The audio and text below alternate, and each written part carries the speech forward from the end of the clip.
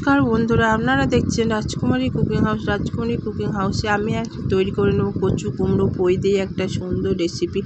দেখুন, আমি কুমড়ো কেটে নিয়েছিলাম। আগে কড়াই তেল দিয়ে কুমড়োটাকে বেশ ভালোভাবে ভেজে নেব নুন হলুদ দিয়ে। পরে আমি অন্যভাবে তৈরি করব।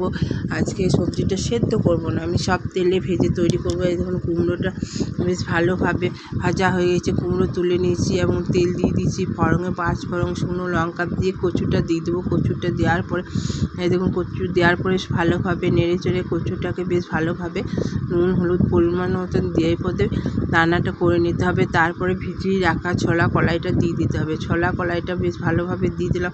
ছোলা কলাই দিলে কচু কুমড়ো এবং পই সবজি খুব খেতে ভালো লাগে। তারপর পই শাকটা দিয়ে দিলাম। শাক দেওয়ার পরে বেশ ভালোভাবে নেড়ে চেড়ে যেই ভাজা হয়ে গেলে সেই আমি পরিমাণ মতন জল দিয়ে দিলাম। জল দেওয়ার পরে ভালোভাবে নেড়ে চেড়ে আবার ঢাকা দিয়ে দিলাম 5 মিনিট মতন।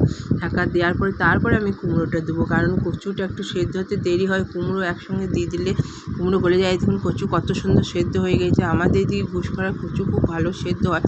তারপরে ভাজাগুলো মশলাটা আমি যে করেছিলাম জিরে ধনে ভাজাটা ওইটা দিয়ে দিলাম এবং সামান্য চিনি দিয়ে নামিয়ে নিলে, আপনারা যেমন মিষ্টি খেতে চান না, অনেকে খেতে চান না, দেওয়ার দরকার নেই। এইভাবে তৈরি করবেন, দেখবেন খেতে খুব